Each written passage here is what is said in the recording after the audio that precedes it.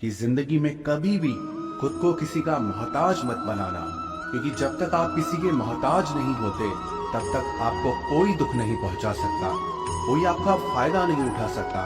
जिस इंसान के आप मोहताज हो जाओगे वो आपको एक्सप्लॉइट करना शुरू कर देता है। जिस दिन आपने अपने जीवन को किसी का मोहताज बना दिया, उसी दिन से आपको उसकी गुलामी करनी पड़ती है।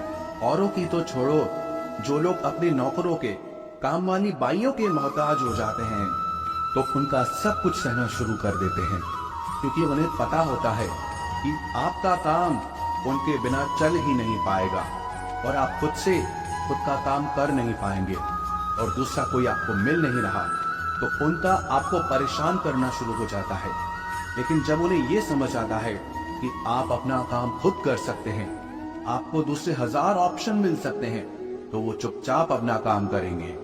अब अगर आप कोई ऐसी नौकरी करते हैं जहां आपके बॉस के गलत होते हुए भी आप उसका टॉर्चर सहते रहते हैं, तो आपको पता होता है कि आप उसके मोहताज हैं और वो उसका पूरा फायदा लेता है।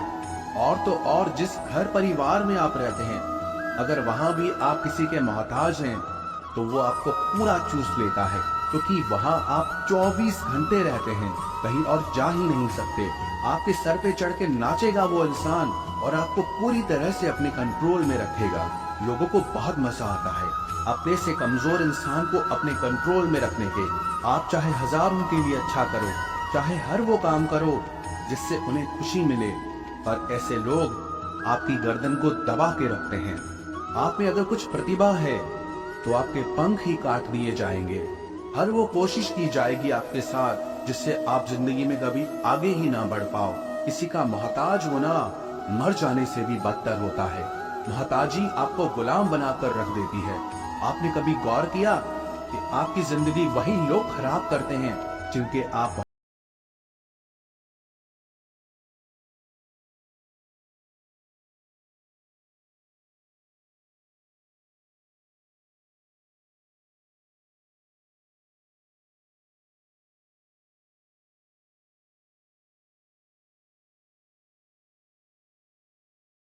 फिर कई बार आप ऐसे लोगों से जुड़ जाते हैं जो आपकी इस मन की मोहताजी का पूरा फायदा उठाते हैं। आप उनसे रिश्ता इसीलिए जोड़ते हैं ताकि आपकी जिंदगी में थोड़ी खुशी आए, पर वो लोग आपको खून के आंसू रुलाते हैं, आपकी पूरी जिंदगी नर्क बना देते हैं। याद रखना एक बात, माँ बाप के अलावा ऐसा दुनिया में आज तक कोई पैदा नहीं हुआ है कि आप जिसके मोहताज हों और वो आपका फायदा ना उठाए। इसीलिए जिंदगी में कभी भी खुद को किसी का मोहताज मत बनाना। श्रीमद् भगवत गीता का दूसरा उपदेश ये है कि जब भी जिंदगी में खुद को अकेला महसूस करो तब इस सच्चाई को ठीक से समझ लेना कि आप दुनिया में अकेले ही आए थे और अकेले ही जाओगे। वास्तविकता में यहाँ कोई आपका अपना नहीं है। एक दिन तो जो माँ बाप हमें जन्म देते हैं वो भी हमें अकेला छोड़ के चले जाते हैं, तो औरों से तो उम्मीद ही क्या करना। यदि कोई आपका साथ छोड़ दे तो याद रखना कि वो ईश्वर सदा आपके साथ है, वो कभी आपका साथ नहीं छोड़ता। गीता में श्री कृष्ण ने अर्जुन से कहा कि चाहे कोई मनुष्य मुझे माने या ना माने, लेकिन मैं इंसान का साथ कभी नहीं छोड़ता, क्योंकि ये सब मेरी ही संतानें हैं। ममैवांशो जीवलोके जीवभूत सनातना मनुष्यष्ठानि इंद्रियाणि प्रकृति स्थानि कर्षति। इंसान को ईश्वर का ही अंश कहा गया है, इसलिए मनुष्य को ईश्वर की संतान कहा जाता है। इसीलिए आपको अकेलेपन से कभी दुखी नहीं होना चाहिए, कभी डरना नहीं चाहिए, बल्कि किसी गलत इंसान के साथ रहने से डरना चाहिए। एक कहावत है कि something is better than nothing, कि कुछ नहीं होने से कुछ होना बेहतर है। लेकिन एक और कहावत है कि nothing is better than nonsense, कि नॉनसेंस लोगों के साथ रहने से अच्छा है आप अकेले ही रहो। इसीलिए गीता का ये उपदेश हर इंसान के लिए बहुत जरूरी है जो खुद को अकेला समझकर दुखी हो जाते हैं। इसीलिए अकेलेपन से डरना, दुखी होना छोड़ दो, क्योंकि यहाँ कोई किसी का नहीं होता। गीता का तीसरा उपदेश यह है कि जीवन में जब भी कोई मुश्किल आए तो हिम्मत मत हारो, बस थोड़ा धीरज रखो। जो लोग मुश्किल वक्त में खुद को थोड़ा संभाल कर धीरज रखते हैं वो हर मुश्किल को आसानी से पार कर जाते हैं। एक राजा अपने गुरुजी के पास गया और उसने गुरुजी से जाकर बोला कि ऐसे तो राज्य में हर प्रकार की खुशहाली है, पर वक्त का कोई भरोसा नहीं है। अगर कभी जिंदगी में कोई मुश्किल वक्त आए, कोई बुरा वक्त आए, तो उस वक्त के लिए मुझे कोई मंत्र दीजिए, कोई शिक्षा दीजिए, कोई उपदेश दीजिए कि उस बुरे वक्त से कैसे बाहर निकलना है। तो गुरुजी ने उसे एक तावीज बांध कर दे दिया और राजा से कहा कि इस तावीज में मैंने एक मंत्र लिख कर रखा है।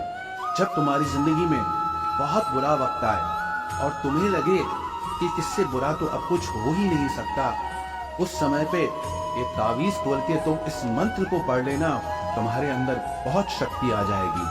और एक दिन ऐसा हुआ भी कि उस राजा के राज्य पे किसी दूसरे राजा ने आक्रमण कर दिया और इस राजा की ऐसी स्थिति हुई कि उसे अपना राज्य छोड़कर, पूरे शहर को छोड़कर अपने कुछ लोगों के साथ भागना पड़ा।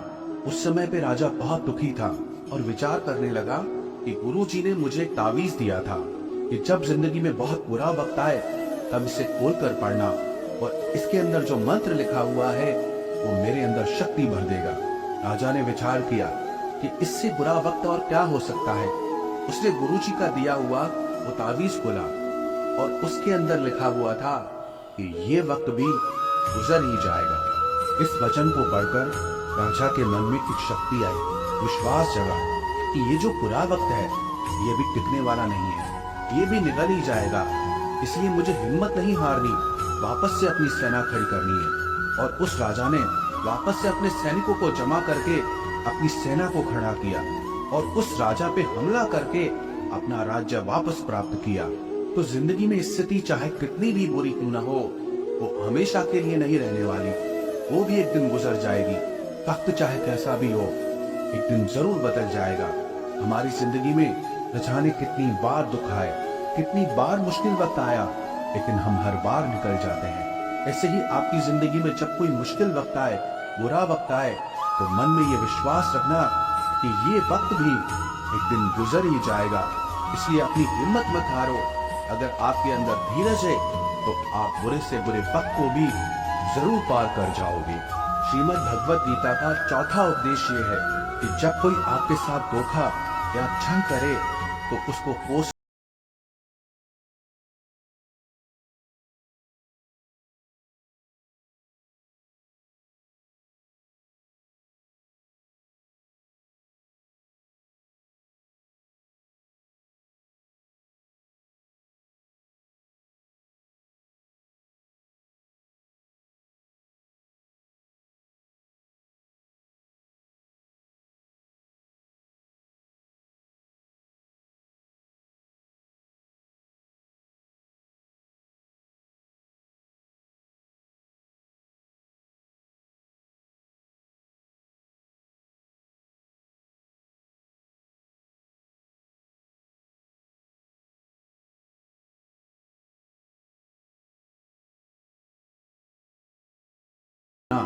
आपका दिल कोई नहीं दुखा पाएगा। श्री कृष्ण ने अर्जुन से गीता के 12वें अध्याय भक्ति योग में कहा है, मय्येव मन आधस्त्व मयि बुद्धिम निवेशय। हे अर्जुन, वो अपना मन, अपनी बुद्धि, अपना दिल मुझ में लगा दे, फिर देखना तेरा दिल कोई नहीं दुखा पाएगा, कोई तेरा दिल नहीं तोड़ पाएगा। याद रखना, इस दुनिया में आप जिससे भी सबसे ज्यादा दिल लगाओगे, सबसे ज्यादा दुख भी आपको वही नुकसान देगा। क्योंकि इस दुनिया में ना दिल की कोई कदर नहीं है, भावनाओं की कोई कदर नहीं है। यह कदर होती है मतलब की, फायदे की, कि आपसे किसी का क्या फायदा हो सकता है। जब तक आपसे लोगों का मतलब है तब तक सब लोग आपसे अच्छा चलते हैं। जैसे ही उनका मतलब खत्म हो जाता है वैसे ही उनका बात करने का तरीका भी बदल जाता है। इसीलिए जब आप किसी से नया नया मिलते हैं तो उस पर यकीन मत करिए, वो सिर्फ एक मुखौटा है आपको दिखाने के लिए।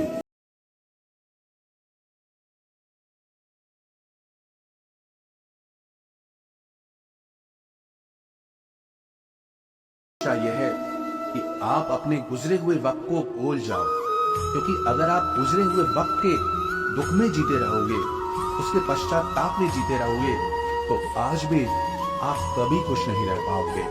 समझदार लोग जो समय चला गया है उसका दुख कभी नहीं करते। आपका बीता हुआ कल कैसा भी क्यों ना हो, पर उसका प्रभाव आपके आज पर नहीं पड़ना चाहिए। जो भी आपके साथ हुआ उससे सबक लो, शिक्षा लो कि अब ये जिंदगी में आगे नहीं होने देंगे हम, और जीवन में आप आगे बढ़ जाओ। कई बार ना लोग रोते रहते हैं कि उस इंसान ने मेरे साथ इतना गलत किया, इसलिए आज जिंदगी में मैं इतना दुखी हूँ। लोग कोसते रहते हैं दूसरों को कि उसकी वजह से मेरी जिंदगी में दुख है, उसकी वजह से मेरी जिंदगी खराब हो गई है। लेकिन जब तक आप उसे कोसते रहेंगे, आप जिंदगी में कभी खुश नहीं रह पाएंगे, कभी आगे नहीं बढ़ पाएंगे। जो हुआ, जो लोगों ने आपके साथ किया, उसे आप बदल नहीं सकते, लेकिन आपका आज आप जरूर बदल सकते हो। कल के दुख से छूटना चाहते हो तो कल में नहीं, आज में जीना शुरू करो। आपको ऐसा एक भी इंसान नहीं मिलेगा जो अपने कल में जीता हो और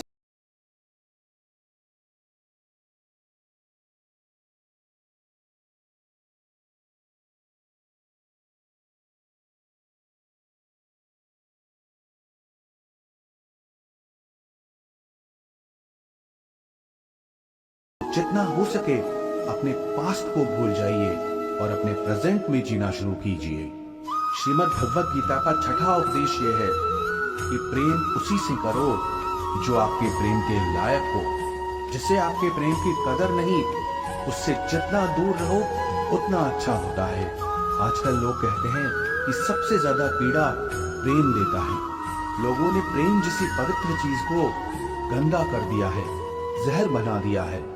सबसे ज्यादा लोग एक दूसरे को प्रेम और भरोसे के नाम पर ही लूटते हैं। अगर आपका किसी से प्रेम नहीं है तो वो आपकी भावनाओं को चोट पहुंचा ही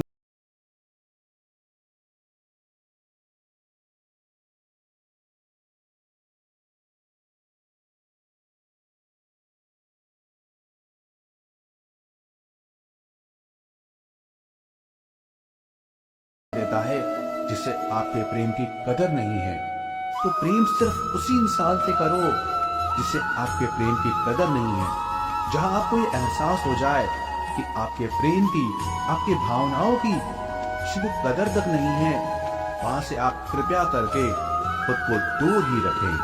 गीता का 7वां उपदेश ये है कि हमारे रिश्तेदार ही हमसे सबसे ज्यादा जलते हैं। हमारी सफलता से सबसे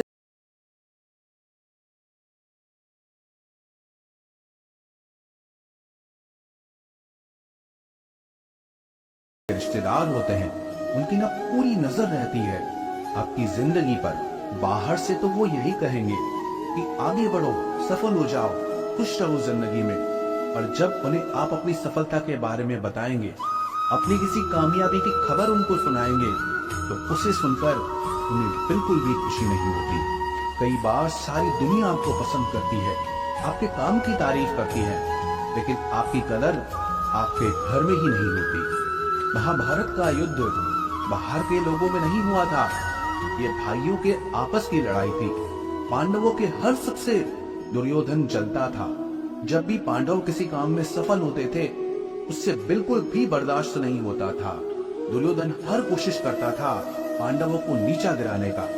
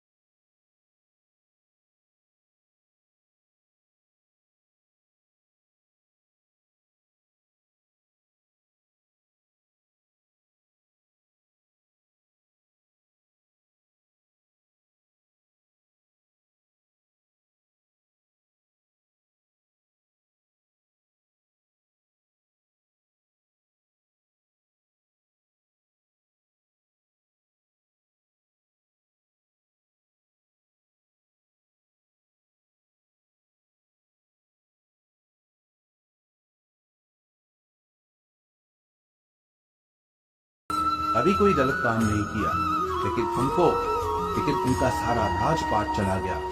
उनकी पत्नी को भरी सभा में नग्न करने की कोशिश की गई।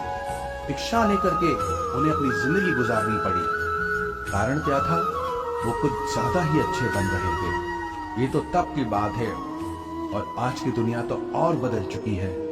लोग ना अच्छे इंसान को इज्जत कम देते हैं, बल्कि उसका इस्तेमाल ज्यादा किया जाता है।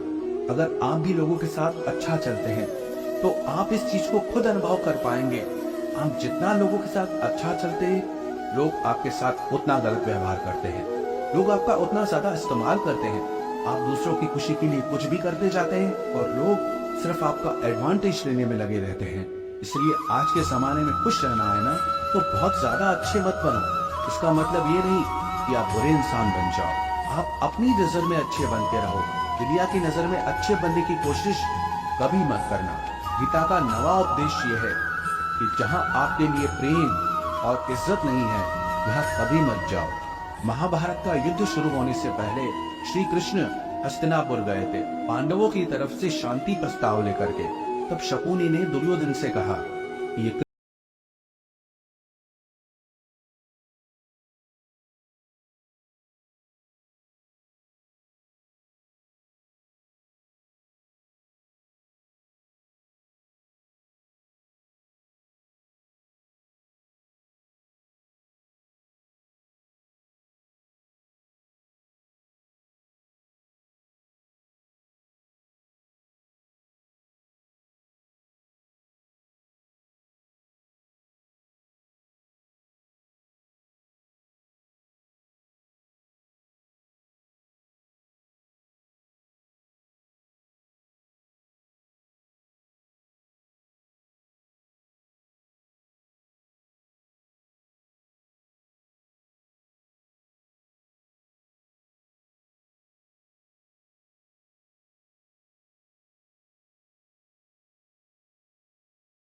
प्रेम नहीं है, इज्जत नहीं है, वहां आपको कभी नहीं रहना चाहिए।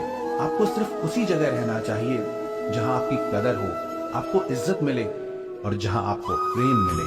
गीता का 10वां उपदेश ये है कि कभी भी अपने धन, अपने पद और बल का अभिमान नहीं करना चाहिए।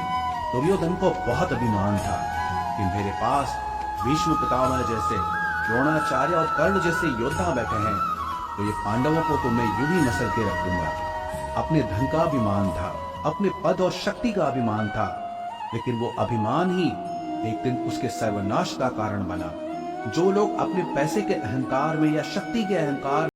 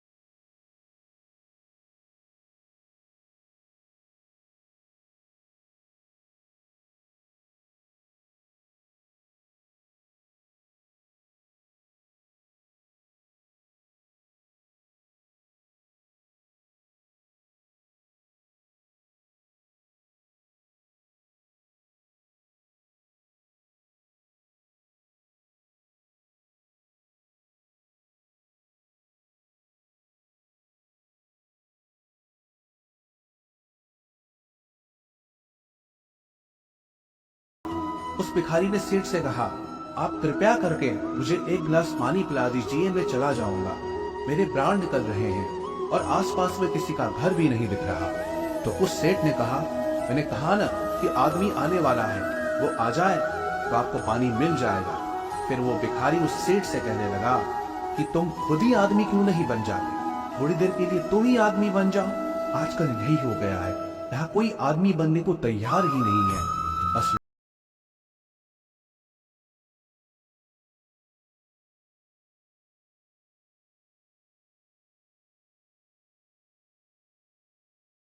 से अपने मतलब से ही जुड़े हुए हैं। तो गीता की ये 25 बातें अगर आप ठीक से समझ लेंगे और इन्हें हमेशा याद रखेंगे तो विश्वास रखना, दुनिया में किसी की ताकत नहीं है जो आपके मन को और आपके दिल को चोट पहुंचा सके, आपको दुखी कर सके। ये 25 शिक्षाएं अगर आप हमेशा याद रखोगे तो जिंदगी में हमेशा खुश रहोगे।